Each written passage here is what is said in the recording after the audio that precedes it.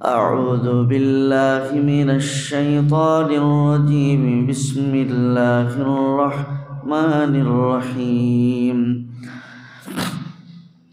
إن الذين آمنوا وعملوا الصالحات أولئك هم خير البرية جزاؤهم عند ربهم جنات عدن تجري من تحتها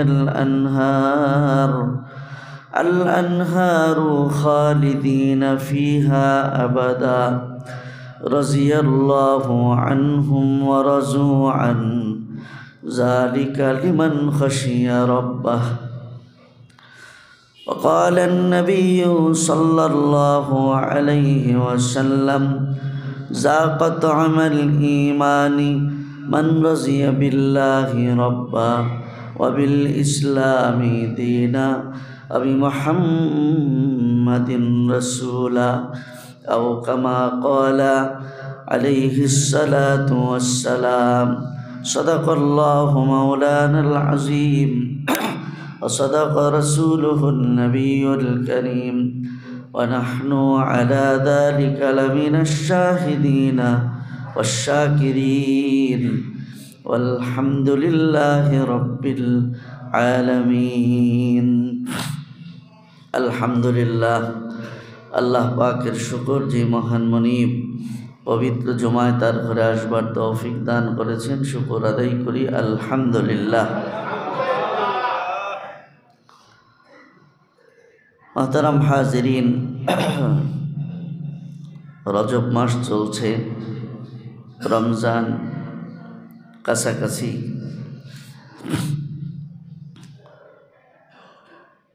এই রমজান মাস মানুষের জীবনে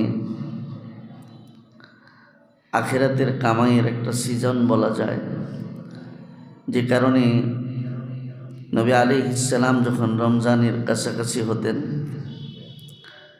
তখন এই বরকতময় এই কামাইয়ের সিজন থেকে যেন মাহরুম না হন, আল্লাহ রসুল 2 মাস আগ থেকে দোয়া করতে থাকতেন, আল্লাহুম্মা বারিক লানা ফি রজবা ওয়া শাবান ওয়া বাল্লিগনা রমাজান।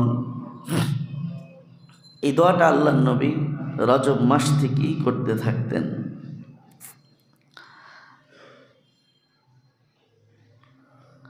আমরা দুনিয়ার মানুষ আল্লাহর কোরআনের ভাষায় নগদে বিশ্বাসী, আমরা বাকিতে বিশ্বাস করতে চাই না। এটা মানুষের একটা স্বভাবজাত ত্রুটি বা দোষ বলা যায়। আল্লাহ কোরআনেই বলে দিয়েছেন, বাল তুকসিরুনাল হায়াতাদ দুনিয়া ওয়াল আখিরাতু খায়রুন ওয়া আবকা। আমি দুনিয়ার মধ্যে সামান্য ক্ষণস্থায়ী যা কিছু দিয়েছি, সুস্থতা, যৌবন, সৌন্দর্য, ধন সম্পদ, ক্ষমতা, এ সব কিছু ক্ষণস্থায়ী, সাময়িক। আখিরাতের তুলনায় দুনিয়ার এই ভোগ সামগ্রী এগুলোকে আখিরাতের তুলনায় তুলনা করার মতোই কোনো বস্তু না। কিন্তু তারপর আল্লাহ পাক কি বলেন, যে আমি বলে দিলাম দুনিয়া ক্ষণস্থায়ী, আখিরাত চিরস্থায়ী। দুনিয়া হঠাৎ করে শেষ হয়ে যাবে, কিন্তু আখিরাতের শুরু আছে, শেষ নাই। দুনিয়ার যত উৎকৃষ্ট মানের নেয়ামত তুমি পাও না কেন, জান্নাতের সর্বনিম্ন নেয়ামতের ধারে কাছেও সেটা না। আল্লাহ বলেন, এত কিছু বলে দেওয়ার পরেও মানুষের স্বভাব সে ওই ক্ষণস্থায়ী দুনিয়াকেই প্রাধান্য দেয়। অথচ আখিরাত, বাকি আমি যেটা রেখেছি নগদের চাইতে বাকিটা অতি উত্তম এবং অনেক চিরস্থায়ী। তারপরেও মানুষ নগদে বিশ্বাস করে বিধায় ক্ষণস্থায়ী দুনিয়ার সব কিছুকেই সে প্রাধান্য দেয়। এজন্য দুনিয়া কামাই করতে গিয়ে আল্লাহকে নারাজ করতে মানুষের দিলে বাঁধে না। দুনিয়া উপার্জন করতে গিয়ে ইবাদত বন্দেগী ছাড়তে মানুষের দিল কাঁপে না। দুনিয়া উপার্জন করতে গিয়ে অপরের উপর জুলুম করতে, অপরের হক নষ্ট করতে মানুষের দিল কাঁপে না, কারণ মানুষ নগদে বিশ্বাসী, বাকির উপরে বিশ্বাস কম। তো আল্লাহর রসুল যে দোয়া শিখিয়েছেন, এই যে দোয়াটা আমাদের অনেকের রজব মাস আসলে পুরো রজব মাস চলে যায়, কারো জবান দিয়ে একবার উচ্চারিত হয় না, কারণ আমরা মনে করি যে এই দোয়ার মধ্যে কি এমন পাবো। কিন্তু এই দোয়ার দ্বারা যদি একটা রমজান আমার নসিবে এসে যায়, তাহলে এটা আখিরাতের জন্য কত বড় কামাই, কত বড় উপার্জন, এটা হাসরের ময়দানে মিজানের পাল্লায় নেকি ওজন করার আগ পর্যন্ত বুঝে আসবে না। তো তাই নবীজিও জানেন যে আমরা নগদে বিশ্বাসী, এই কারণে আবার নবীজি একটা নগদ ফায়দাও বলেছেন যে এই দোয়াটা কেন পড়বা, এই দোয়া পড়লে একটা নগদ ফায়দাও আছে। আমাদের প্রত্যেকটা মানুষের এটা জন্মগত একটা স্বভাব, যার চাহিদা। নবী আলাইহিস সালাম বলেন যে মানুষ যত বুড়া হয় তার মধ্যে দুই জিনিসের আকাঙ্ক্ষা তত জোয়ান হয়। একটা হলো ধন সম্পদ, আরেকটা হলো বেঁচে থাকা। বেঁচে থাকার লোভ আর ধন সম্পদের লোভ, এটা যত বুড়া হয় তত ভিতরে এটা জোয়ান হয়। এ কারণে আমরা বাস্তবেও দেখি যে অনেক মানুষ আছে যারা যখন বার্ধক্যে উপনীত হয় তখন ধন সম্পদ নিয়ে খুব চিন্তিত থাকে, এটা নিয়ে বেশি পেরেশান থাকে, অথচ ওই সময় তার আখিরাতের পেরেশানি, তার পরকালের যাত্রার পেরেশানিটা বেশি থাকা উচিত।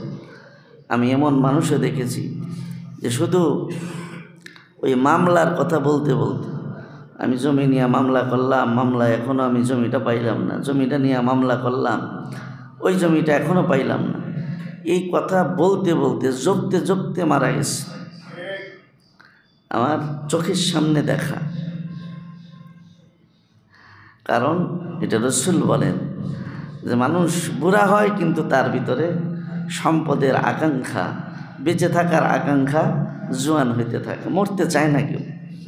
যত বুড়া মানুষই হোক, মরার আগ্রহ কারো মধ্যে নাই, সবাই বেঁচে থাকতে চায়।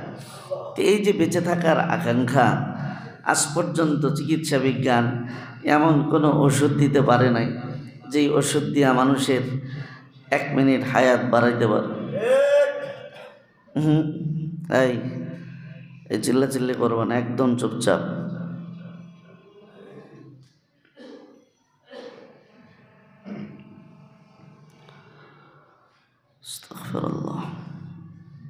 তো বলছিলাম যে কথা, যে মানুষ যত বুড়া হয় তার মধ্যে সম্পদের আকাঙ্ক্ষা তত বাড়তে থাকে, কিন্তু এটার কোনো ঔষধ আজ পর্যন্ত কেউ দিতে পারে না। যদি এমন কোনো ঔষধ আজ পর্যন্ত আবিষ্কার করা সম্ভব হইতো যে একটা বড়ি খাইলে 1 মাসের হায়াত বাড়বে, বা একটা কোর্স খাইলে 1 সপ্তাহের হায়াত বাড়বে, আমার মনে হয় যে মানুষ সম্পত্তি সন্তানদের কেউ দিত না, যে তোরা যা মনে চায় তা কর, আমি সম্পদ বেঁচে খাইয়া কয়দিন বেঁচে যাই। বা আরও যদি আগ বাড়িয়ে বলা যায়, এই ঔষধ যদি কেউ আবিষ্কার করতে পারতো তাহলে সেটা সে আমার মনে হয় অন্য কেউ দিত না। সে চিন্তা করতো আমি এটা নিজে খাইয়ে নিচে বাঁচি, সব মরুক, এই ওষুধ অন্য কাউকেও সে দিত না। কিন্তু এমন কোনো ওষুধ আজ পর্যন্ত আবিষ্কার হয় নাই যেই ওষুধ দিয়ে হায়াতের মেয়াদ বাড়ানো যায়। কিন্তু নবী বলেন রজব মাস আসলে রমজান পাওয়ার জন্য, আখিরাতের কামাইয়ের জন্য যেই দোয়া শিখাই গেলাম, ওইটা তো বাকির প্রাপ্তি।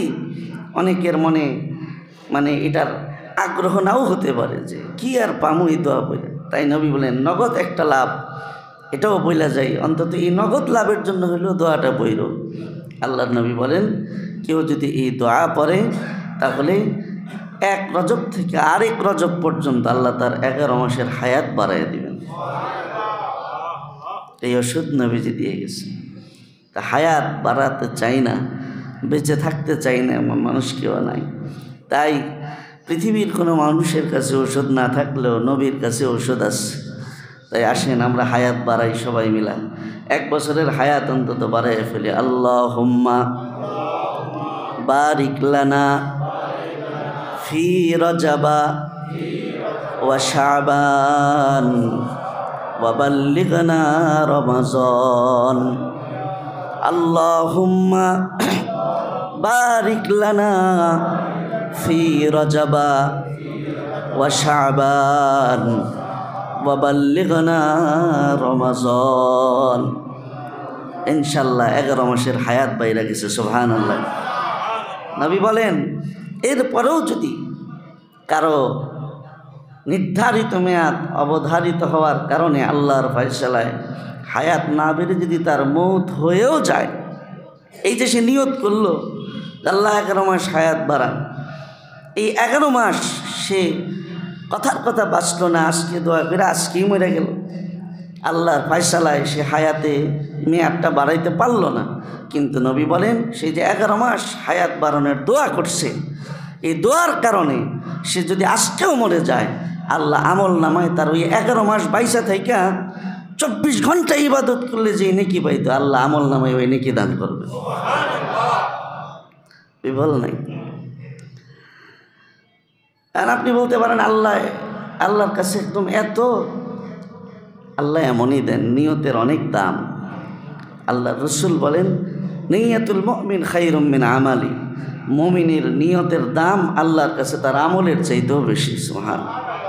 খালিস নিয়ত, যদি নিয়তের মধ্যে ভেজাল থাকে, আর আপনি যদি নিয়তের মধ্যে ভেজাল রেখা কোটি টাকাও দান করেন, মানুষ দেখুক, মানুষ আমারে কিছু বলুক, মানুষ আমারে আবেদ বলুক, এই জন্য নিয়তে ভেজাল রেখে যদি 1000 রাকাত নামাজও পড়েন, দাম আছে? দাম নাই। কিন্তু নিয়ত খালেস কইরা আপনি একটা নিয়ত করছেন যে আল্লাহর সন্তুষ্টির জন্য আমি নিয়ত করলাম, কথার কথা ওই কাজটা যদি আপনি করতে নাও পারেন কোনো অপারগতার কারণে, তো নিয়তটা খালেস থাকার কারণে আপনি ওই যে ভেজাল আমল করে যা পাইতেন তার চেয়ে বেশি নেকি শুধু নিয়তের কারণে পেয়ে যাচ্ছেন। এই জন্য নবী বলেন মুমিনের নিয়ত তার আমলের চাইতেও কখনো কখনো দামি বেশি হয়। হযরত আব্দুর রহমান ইবনে আউফ রাদিয়াল্লাহু আনহু ঘটনা, এক গ্রাম্য ব্যক্তি আল্লাহ রসুলের কাছে এসে সে কালেমা পড়ে মুসলমান হয়েছে। তো হযরত আব্দুর রহমান ইবনে আউফ রাদিয়াল্লাহু আনহু তিনি সূরাতুল ইখলাস পড়তেছিলেন, কুল হুয়াল্লাহু আহাদ আল্লাহুস সামাদ লাম ইয়ালিদ ওয়া লাম ইউলাদ ওয়া লাম ইয়াকুল লাহু কুফুয়ান আহাদ। এই সূরাটা তিনি তো আরবি ভাষাভাষী, তো সূরা যখন পড়ছে তর্জমা বুঝছে, তর্জমা পড়া এবার আল্লাহর নামের এই আল্লাহর পরিচয় শুনে সে বলছে নি'মাল ইলাহু ইলাহুনা, নি'মাল ইলাহু ইলাহুনা, আমাদের রব কত উত্তম রব, আমার আল্লাহ কত উত্তম, তার পরিচয়টা কত সুন্দর। আর বান্দা আমল করে কম, তারে আল্লাহ দেয় কত বেশি। এগুলো সে জোরে জোরে বলতেছে আর আল্লাহর প্রশংসা করতেছে। হযরত আব্দুর রহমান ইবনে আউফ রাদিয়াল্লাহু আনহু তার এই আল্লাহর প্রশংসা বাক্য শুনে তার দিলেও আনন্দ লেগে গেছে যে আমার মালিকের প্রশংসা করতেছে। উনি তার কাছে একটা উট ছিল, সাথে সাথে এসে বলে তুমি আমার আল্লাহর নামে এত সুন্দর কইরা প্রশংসা বাক্য বললা, আমার দিল খুশি হয়ে গেছে, নাও আমার এই একটা উট আছে, এই উটটা তোমাকে আমি হাদিয়া দিয়ে দিলাম। তো উট যখন একটা হাদিয়া দিস, সাথে সাথে জিবরাইল আলাইহিস সালাম এসে আল্লাহর নবীরে বলতেছে ইয়া রাসূলুল্লাহ, আব্দুর রহমান ইবনে আউফকে বলেন সে যে একটা দিছে আল্লাহর কাছ থেকে সে ৭৯,০০০ উটের মালিক হয়ে গেছে। সে দিছে একটা, আল্লাহ তাআলা জান্নাতে তার জন্য ৭৯,০০০ উটের ব্যবস্থা করে রাখছে। হাদিসের মধ্যে লেখে আল্লাহ রসুল যখন এই কথাটা বলে শুনাইছে, এখন সবাই যার যার উট ছিল সবাই আইনা ওই ব্যক্তিরে দিতেছে, ভাইরে তোমারে দিলে দেখা যায় অনেক পাওয়া যায়, আব্দুর রহমান একটা দিয়ে ৭৯,০০০ পাইছে, নাও আমাদেরও বেশি দরকার। এরকম একটা একটা করে দিতে দিতে ওই লোক যখন মদিনার থেকে ফিরে যায়, আব্দুর রহমান ইবনে আউফ তো দিছিলেন একটা, তার ব্যাপারে জিবরাইল যখন এসে বলছে যে আপনি পাইছেন ৭৯,০০০, ওই পাওয়ার আশায় সাহাবীরা তারা দিতে দিতে ১,০০০ উটের মালিক বানায় এরপরে পাঠাইছে। আল্লাহর কাছে আল্লাহর খাজানায় কোনো ঘাটতি নাই। এজন্য আমরা যদি এই দোয়াটা পড়তেও থাকি, যদি মাঝখানে হায়াত শেষ হয়ে যায় তাহলে নেকির থেকে আমি বঞ্চিত হব না। এবং এই দোয়া পড়লে আল্লাহর রসুলের এটা আমাদের কাছে আশা প্রকাশ করে গেছেন যে তার হায়াত বাড়বে। আল্লাহ এই আমলটা বেশি বেশি করার তৌফিক দান করুন। একদম রমজান আসার আগ পর্যন্ত আমরা এই দোয়াটা প্রতিদিন পড়ব। আল্লাহুম্মা বারিক লানা ফি রজবা ওয়া শাবান ওয়া বাল্লিগনা রমাজান। আল্লাহ আমল করার তৌফিক দেখ, আমিন। মোহতারাম হাজিরিন, যে আয়াত আপনাদের সামনে পড়লাম, আল্লাহ পাক রব্বুল আলামিন দুনিয়ার মধ্যে মানুষের হায়াতটাকে এমনভাবে বানাইছেন যে দুনিয়াতে মানুষের হায়াতটা কিছু বাস্তব জিনিসের সমন্বয়ে গঠিত। দুনিয়াতে সবাই চায় যে আমি সুখী হব, এটা চায় না এমন কেউ নাই। সুখ এটা প্রত্যেকটা মানুষের দিলের চাওয়া, কিন্তু সুখে নাই কোনো মানুষ। চায় সবাই কিন্তু নাই, কারণ সবার মনের অবস্থা হলো এমন যে সে তার জীবনে যা পাইতেছে এটা নিয়ে সে সন্তুষ্ট না। সবার মনের কথা হলো এটা, যা পাইছি তা তো চাইনি, যা চাইছি তা তো পাই নাই।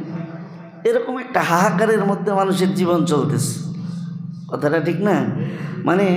এটা মুখে না বললেও অন্তরের মধ্যে যেন এটাই খালি গায়, যা চাইছি তা তো পাই না, আর যা পাইলাম তা তো এমন করে তো চাইনি। এই যে পাওয়া না পাওয়ার কষ্ট, এই কষ্টটাই মানুষের জীবনের সুখ শেষ করে দিতেছে। সে যদি 1000 কোটি টাকার মালিক হয়, তার দিলের মধ্যে এই দুঃখই। যে মন্ত্রী হইতেছে, তার দিলের মধ্যে আমি মন্ত্রী হইলাম কে, আমি প্রধানমন্ত্রী হইতে পারলাম না। যে রাষ্ট্রের প্রধানমন্ত্রী যে চিন্তা করে আমি বাংলাদেশের হইলাম কে, আমেরিকারটা হইতে পারলাম না। যে আমেরিকার প্রেসিডেন্ট যে চিন্তা করে আমি সারা পৃথিবীর হইতে পারলাম না। তার সবার মনে খালি গায়, যা চাইছি তা পাইনি, যা পাইছি তা চাইনি।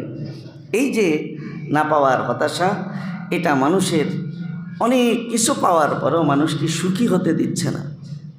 অথচ মানুষের জীবনটা বাস্তব কিছু জিনিসের সমন্বয়ে গঠিত। এই বাস্তবতার বাইরে কোনো মানুষের জীবন না। প্রত্যেকটা মানুষ এই বাস্তবতার ভেতরেই আছে। সেটা হলো যে মানুষের জীবনে সুখ আছে, দুঃখ আছে, আনন্দ আছে, বেদনা আছে, সুস্থতা আছে, অসুস্থতা আছে, মিলন আছে, বিচ্ছেদ আছে, আবার সচ্ছলতা আছে, অসচ্ছলতা আছে।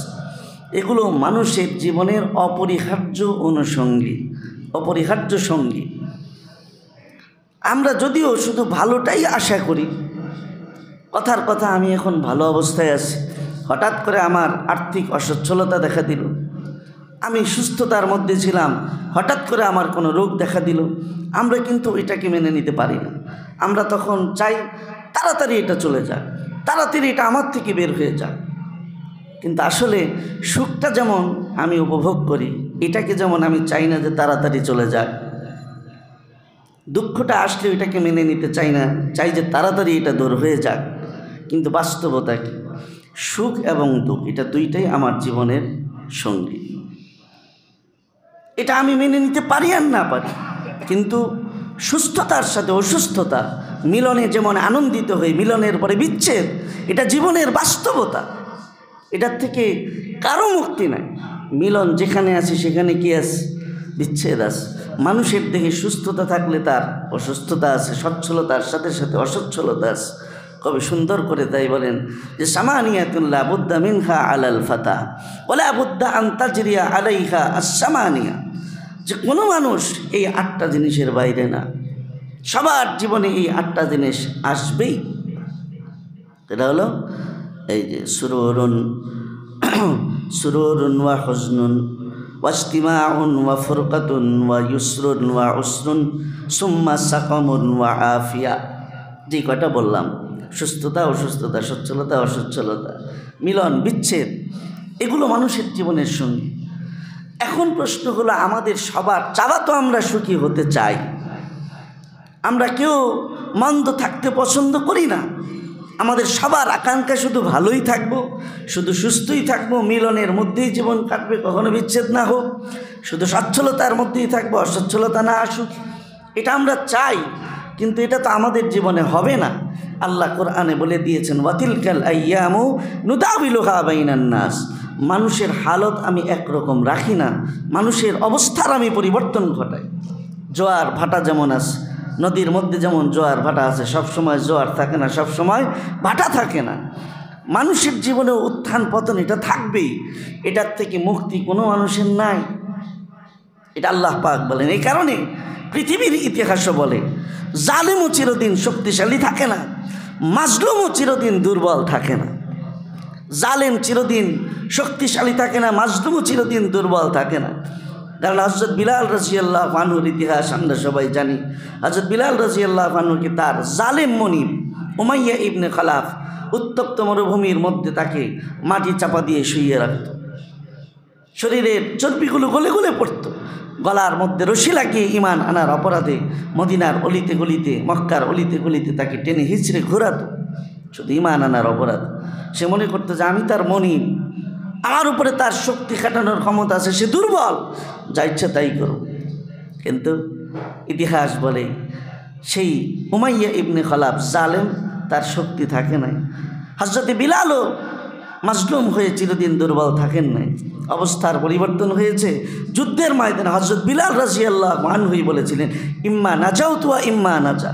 যুদ্ধের ময়দানে যখন উমাইয়া ইবনে খালাফকে দেখছেন, উনি বললেন, হয় আজকে আমি বাঁচবো, নাইলে সে বাঁচবে, একটা না একটা হবেই।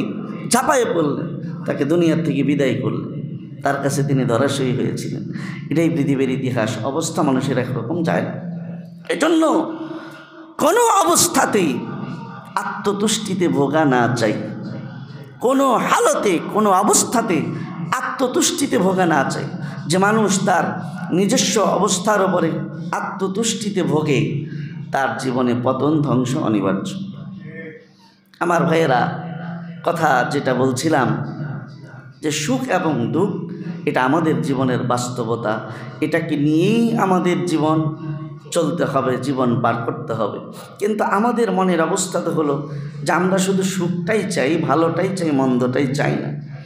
কিন্তু ওই অবস্থায়ও যদি কখনো কথার কথা সুস্থতার বিপরীতে অসুস্থতা আসে, সচ্ছলতার জায়গায় অসচ্ছলতা এসে যায়, মিলনের জায়গায় বিচ্ছেদ এসে যায়, তো তখন আমার করণীয়, তখন আমি ওই বিচ্ছেদের হালতে, অসুস্থতার হালতে, অসচ্ছলতার হালতে আমি তখনও আমি সুখে থাকবো কিভাবে?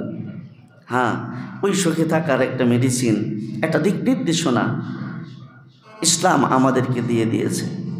সেটার নাম হলো আর রিজা বিল কাজা ওয়াল কদর। আর রিজা বিল কাজা ওয়াল কদর, আল্লাহ পাকের ফায়সালার উপরে সন্তুষ্ট থাকা, আল্লাহর সিদ্ধান্তের উপরে সন্তুষ্ট থাকা, এটা এমন একটা গুণ, এই গুণ যদি কোনো মুমিন তার জিন্দেগিতে হাসিল করতে পারে, জীবনের কোনো হালত তাকে কষ্টে ফেলতে পারবে না। সে সর্বাবস্থায় সে সুখে থাকবে যদি আর রিজা বিল কাজা, আল্লাহর ফায়সালার উপরে যদি সিদ্ধান্তে আসা যায়, আল্লাহর ফায়সালার উপরে আমি রাজি। আমার ভাইয়েরা, এই যে আর রিজা বিল কাজা, আল্লাহর সিদ্ধান্তের উপরে সন্তুষ্ট থাকা, এটা খুব স্বাভাবিক একটা বিষয় না, এটা অত্যন্ত উচ্চমানের একটা গুণ। এটা সব মুমিনের জিন্দেগিতে হাসিল হয় না, এটা অনেক সাধনা করে, অনেক মেহনত করে, অনেক পরিশ্রম করে এই গুণটা অর্জন করতে হয় যে সর্বাবস্থায় আল্লাহর ফায়সালার উপরে আমি কি সন্তুষ্ট থাকি। এ কারণে শরীয়তে ইসলামী এটাকে ওয়াজিব করে দেয়, এটাকে মুস্তাহাব রাখছে। কারণ এটাকে যদি আবশ্যক করে দিত তো অধিকাংশ মানুষই গুনাহগার হইত, অধিকাংশ মানুষ গুনাহগার হইত। কারণ রিজা বলা হয় কাকে? রিজা বলা হয় সুরুরুল কালব বিমুররিল কাজা, যে আল্লাহর সিদ্ধান্তের তিক্ততায়, আল্লাহর সিদ্ধান্তের তিক্ততায় অন্তর আনন্দিত হওয়া। অর্থাৎ আল্লাহ পাক যে সিদ্ধান্ত আমার জন্য যে ফায়সালা করেছেন, সেটা আমার জন্য অত্যন্ত কষ্টকর, আমার জন্য অত্যন্ত বেদনাদায়ক, বাহ্যিকভাবে এটা আমার জন্য মেনে নেওয়া খুব তিক্ততার একটা বিষয়, কিন্তু তারপরেও ফয়সালা যেহেতু আল্লাহর, আমি অন্তর থেকে খুশি মনে সেটাকে মেনে নিলাম। এটার নাম হলো রিজা। সুরুরুল কলব বিমুররিল কসব। আল্লাহর ফয়সালাটা এমন যে সেটা অত্যন্ত তিক্ত, কিন্তু তারপরেও মালিকের ফয়সালা বলে কথা, আমি সেটা সন্তুষ্ট চিত্তে মেনে নিলাম। এটা কি সাধারণ বিষয়? এ কারণে এটাকে শরীয়তে ইসলামী ওয়াজিব করে নাই, মুস্তাহাব রেখেছে। কিন্তু ওয়াজিব হলো সবর। রিজা আর সবর দুইটার মধ্যে পার্থক্য আছে। সবর বলা হয় কাকে? সবর হলো যে হাফসুন নাফসি আনি তাখাফুস, অর্থাৎ আমার জীবনে অনাকাঙ্ক্ষিত এমন কিছু এসে যাওয়া যেটা আমি চাইনি, কিন্তু তারপরেও সেই অনাকাঙ্ক্ষিত বিষয়ের সম্মুখীন হওয়া সত্ত্বেও আমি আমার মনের ক্ষোভ, হতাশা, অভিযোগ প্রকাশ না করে সেটাকে দিলের মধ্যে চেপে রাখা, এর নাম হলো সবর। মনে মানতেছে না, কিন্তু তারপরেও মুখে আমি বলবো না, চেপে রাখলাম, এর নাম সবর। সন্তুষ্ট মনে অন্তর খুশি, আরেকটা হলো অন্তর খুশি না, কিন্তু তারপরেও সবর করে আমি এটাকে চেপে রাখলাম। কিন্তু সবরের চাইতেও উচ্চ মাপের গুণ হলো রিজা, আল্লাহর ফয়সালায় সন্তুষ্ট হওয়া। এটা যদি কোনো মুমিনের জিন্দেগিতে এসে যায় তো তার কপাল খুলে গেল। আমার ভাইয়েরা, তাই অনাকাঙ্ক্ষিত কোনো হালত যদি আমার জীবনে আসে, ওই অবস্থায় যদি এই রিজার গুণটা, আল্লাহর ফয়সালায় সন্তুষ্টি অর্জনের গুণটা যদি আমি অর্জন করতে পারি, তো নবী বলেন, তুমি যদি সচ্ছলতায় থাকো তাইলেও তোমার দিল খুশ থাকবে, তুমি যদি অসচ্ছলতার হালতে থাকো তাইলেও তোমার দিল খুশ থাকবে।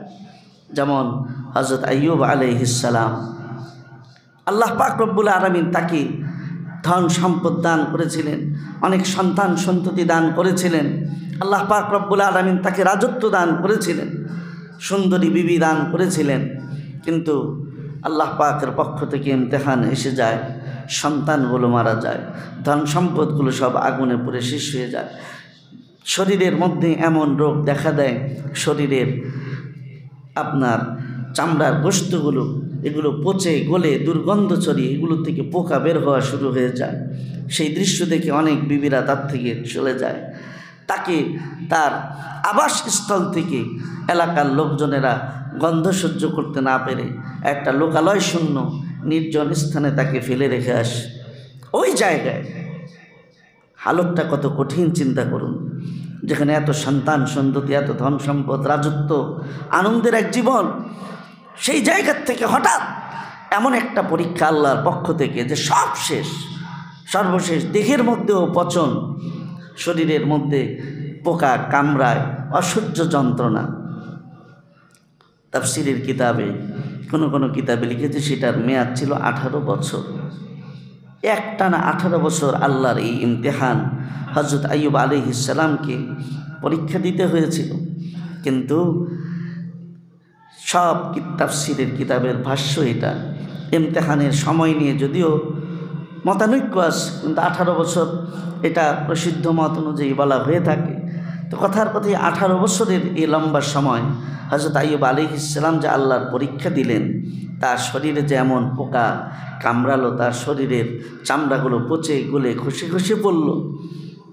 এই 18 বছরের মধ্যে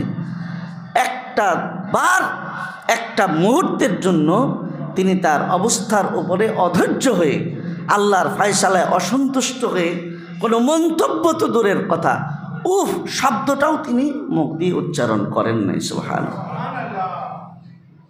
এটা হলো রেজা।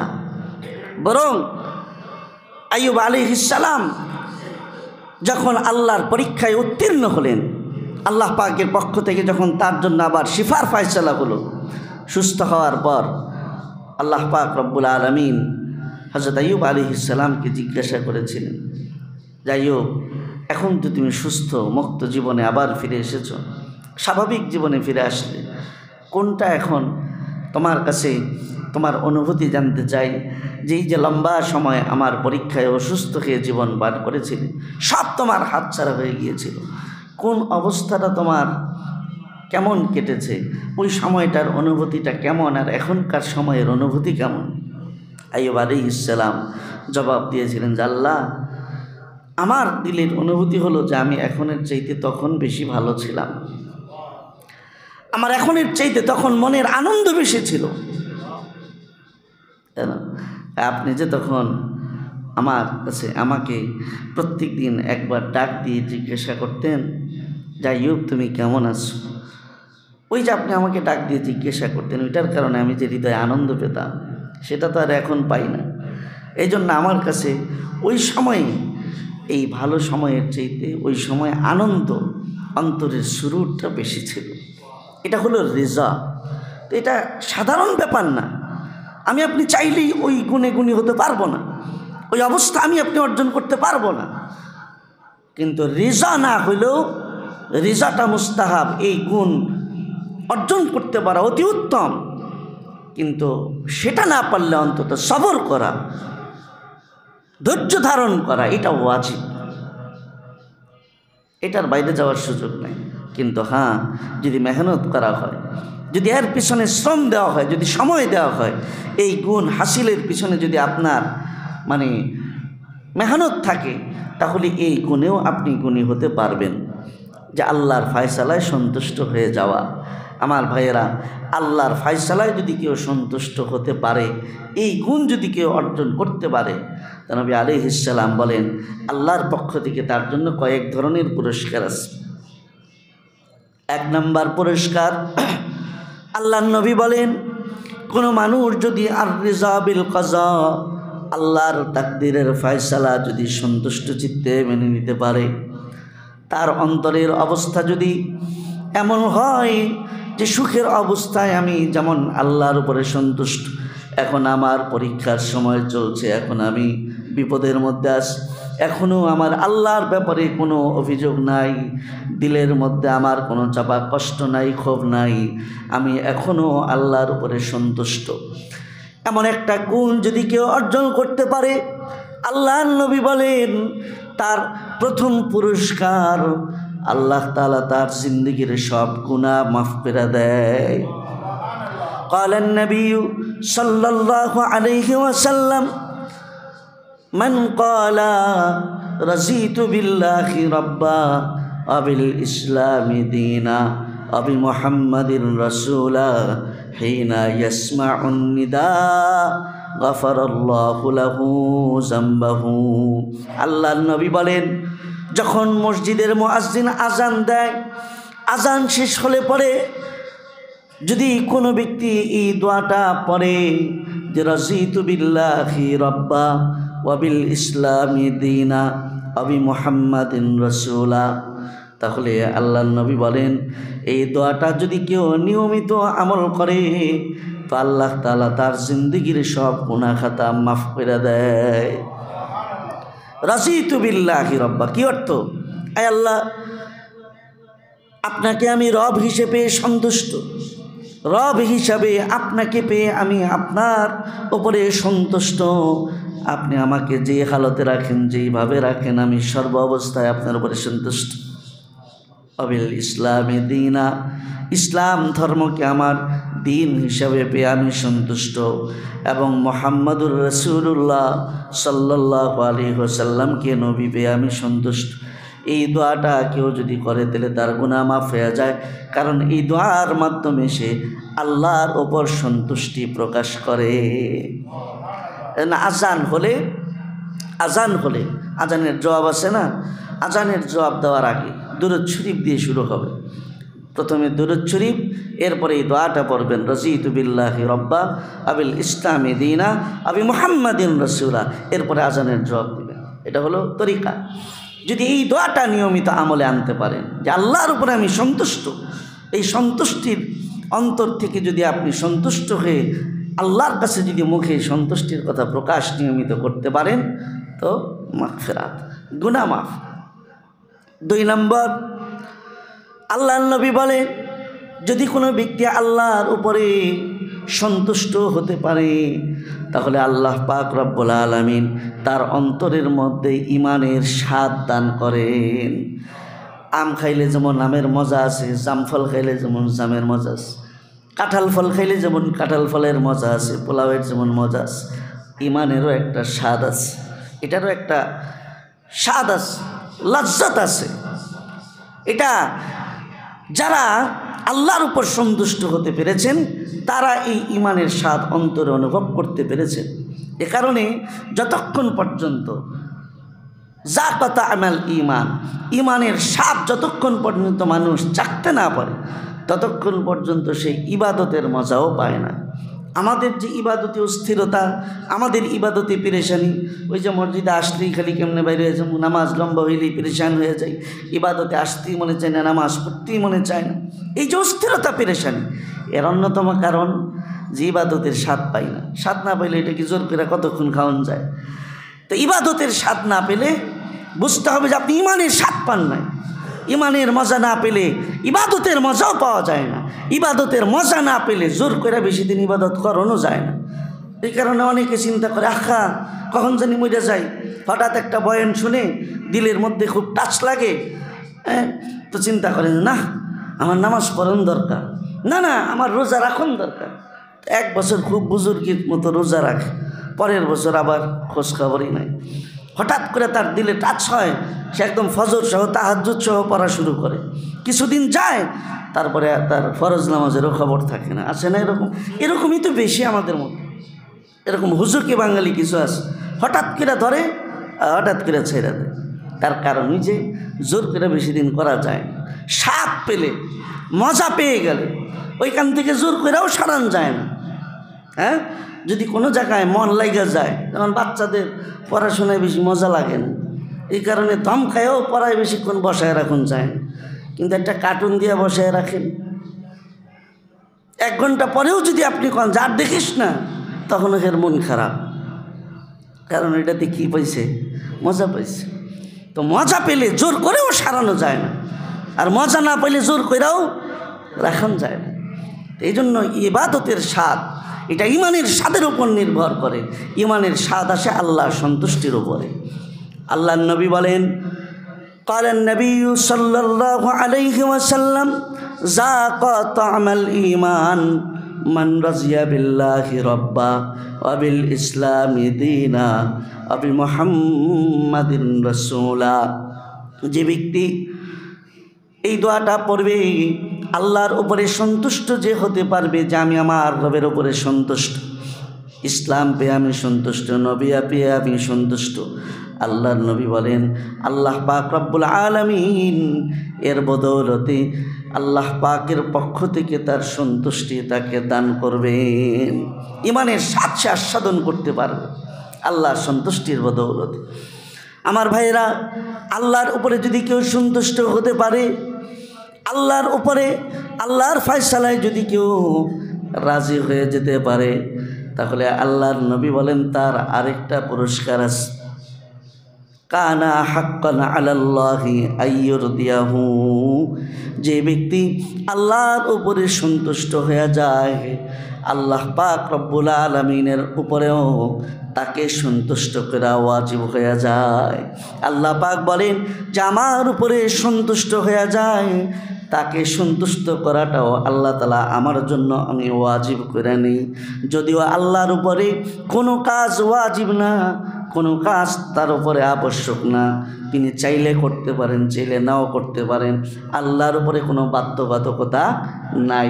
কিন্তু তারপরেও শব্দটা দেখেন, নবী আলাইহিস সালাম বলেন কানা হাক্কান আলাল্লাহ, যদি কেউ আল্লাহর উপরে সন্তুষ্ট হতে পারে, তাহলে আল্লাহ তাআলা তাকে সন্তুষ্ট করাটা নিজের জন্য ওয়াজিব, আবশ্যক করে নেয়। সেটা দুনিয়াতেও হইতে পারে, আল্লাহ তাআলা তার দুনিয়াতেও সন্তুষ্ট করে দিতে পারে, আবার দুনিয়াতে সন্তুষ্ট না করলেও পরকালে তাকে অবশ্যই তাকে সন্তুষ্ট করবে। হাদিসের মধ্যে আল্লাহর নবী বলেন, জান্নাতীরা যখন জান্নাতে চলে যাবে, আল্লাহ পাক রব্বুল আলামিন জান্নাতি বান্দাদেরকে কিছুদিন পরে ডেকে বলবে, ইয়া আহলাল জান্নাহ, এই জান্নাতীরা, তোমাদের কি আমার কাছে আর কোনো কিছু চাওয়ার আছে নাকি? তারা বলবে, আল্লাহ আপনি আমাদেরকে যা দিয়েছেন এর চাইতে বেশি চাওয়ার আর কি থাকতে পারে? কত মানুষ জাহান্নামের আগুনের মধ্যে ফেলছেন, তারা জাহান্নামের আগুনে জ্বলা পুড়ে সরকার হয়ে যাইতেছে। আল্লাহ আমাদেরকে যে আপনি জাহান্নাম থেকে মুক্ত করছেন তাই না, এমন নাজ ও নেয়ামতের বিশাল জান্নাতের মালিকানা দান করেছেন। এত নাজ নেয়ামত পায়াও বুঝি আবার আর কোনো কিছু চাওয়ার আকাঙ্ক্ষা থাকতে পারে? আল্লাহ পাক রব্বুল আলামিন বলবেন, তাইলে কি তোমরা সন্তুষ্ট? বলে হ্যাঁ, আপনি যা দিয়েছেন তার উপরে আমরা সন্তুষ্ট। আল্লাহ পাক তখন বলবেন, ও বান্দা, এর চাইতেও আরও উত্তম কিছু যদি আমি তোমাদেরকে দেই তাহলে কেমন হবে? বান্দারা তখন আশ্চর্য হয়ে বলবে, আইয়ু শাইইন আফজালু মিন হাযা। ও আল্লাহ, আপনি যা দিলেন এর চাইতে আরও উত্তম নিয়ামত আবার কি হতে পারে? যা পেয়েছি এর চাইতেও বুঝি উত্তম আরও কিছু আছে, এটা তো আমাদের কল্পনায়ও আসে না। আল্লাহ তাআলা বলবেন, তোমরা আমার আসল নিয়ামতটা এখনও পাও নাই, চূড়ান্ত একটা নিয়ামত তোমাদের জন্য আমি এখনও বাকি রেখেছি। আল্লাহ পাকের এই বক্তব্যে জান্নাতি বান্দারা কৌতূহলী দৃষ্টিতে আল্লাহর সেই নিয়ামতের কথা তারা শোনার জন্য উদ্গ্রীব হয়ে তারা তাকিয়ে থাকবে। আল্লাহ পাক রব্বুল আলামিন তখন বলবেন, ও বান্দা, ওহিল্লু আলাইকুম রিজওয়ানি ফালা আসখাতু আবাদা। ও বান্দা, সব পেয়েছো কিন্তু একটা জিনিস পাও নাই, সেটা হলো আমি যে তোমাদের উপর চির সন্তুষ্ট হয়ে গিয়েছি এই ঘোষণা তো আমি দেই নাই, কিন্তু এত কিছু পাওয়ার পরেও আসলটা বাকি আছে, সেটা এখন আমি বলে দিচ্ছি। ও জান্নাতি বান্দারা, তোমরা যারা জান্নাতে ঢুকে পড়েছ, তোমাদের উপর সন্তুষ্ট হয়েছি বলেই তো জান্নাতে দিচ্ছি, কিন্তু এই যে সন্তুষ্ট হইয়া জান্নাতে দিলাম, ফালা আসখাতু আবাদা, আজকের পর থেকে অনন্ত কাল পার হবে, কিন্তু আমি আল্লাহ তোমাদের উপর নারাজ হব না, তোমাদের উপর আমি আমার চির সন্তুষ্টির ঘোষণা দিয়ে দিলাম। চির সন্তুষ্টি, এটা হবে বান্দার জন্য চূড়ান্ত নিয়ামত। ওই যে বলছে যে আল্লাহকে সন্তুষ্ট করবে, আল্লাহ উপর তাকে সন্তুষ্ট করা আবশ্যক, তখন আল্লাহ পাকও তাকে জান্নাত দিয়ে তার চির সন্তুষ্টি দিয়ে তাকে সন্তুষ্ট করবেন। আমার ভাইয়েরা, এগুলো আমাদের দুনিয়াতে অনুভূতি হয় কম, যেগুলো এমন কি, এগুলো যে কত বড় নিয়ামত, মুমিনের জীবনে কত বড় প্রাপ্তি হবে আখিরাতে, এটা অনুধাবন করার যোগ্যতা আমার আপনার অন্তরেই আল্লাহ তাআলা দেন নাই, কিন্তু আমরা পাবো। যেন আসুন, হার হালতে আমি যদি সন্তুষ্ট নাও হই তাও আল্লাহর ফায়সালাতেই আমাকে চলতে হবে, আমি যদি সন্তুষ্ট হই তাইলেও আল্লাহর ফায়সালাতেই চলতে হবে। আল্লাহ তাআলা হাদিসে কুদসিতে বলেন, আনতা তুরিদ ওয়া আনা উরিদ। বান্দা, তুমি দুনিয়াতে একভাবে চাও চলতে, কিন্তু আনা উরিদ, আমি চাই যে না আমি এইভাবে চালাবো, কিন্তু ওয়ালা ইয়াকুনু ইল্লা মা উরিদ। আল্লাহ বলে হবে সেটা যেটা আমি চাবো, তোমারটা হবে না। এজন্য যেহেতু আল্লাহর ফায়সালাতেই চলতে হবে, তো আমার জীবনের সবচেয়ে নিরাপদ ঠিকানা যে আমি আল্লাহর ফয়সালার উপরে সন্তুষ্ট হয়ে যাই, তাহলে দুনিয়াও সহজ, আখিরাতেও কামিয়াব। আমার ভাইয়েরা, আল্লাহ তাআলা বলেন, বান্দাকে যখন বিপদ দিই, এটা আমার পক্ষ থেকে পরীক্ষা, এই পরীক্ষায় যদি সে আমার উপরে সন্তুষ্টি প্রকাশ করতে পারে তাহলে আমিও তার উপরে সন্তুষ্ট হয়ে যাই। আর কেউ যদি আমার উপরে রাগ প্রকাশ করে যে আল্লাহ আমার এমন দিল কেন, আমরা বলি না এই বিপদ খালি ঘুরে ফিরা আল্লাহ আমারই দেখে আর কেউরই দেখে না। আল্লাহ বলে ফালাহুস সাখত, সে আমার উপর যখন ক্ষোভ প্রকাশ করে আমিও তার উপর রাগ হয়ে যাই। এজন্য আল্লাহ যেইভাবে রাখবেন, রেজা বিল কাজা, আল্লাহর ফায়সালায় সদা সর্বদা আমরা সন্তুষ্ট থাকার জন্য মেহনত করব, চেষ্টা করব, এই গুণ অর্জন করার আমরা আপ্রাণ মেহনত করে যাব। আল্লাহ আমাদেরকে তৌফিক দান করেন, আমিন। ওয়া আখিরু দাওয়ানা আলহামদুলিল্লাহি রাব্বিল আলামিন।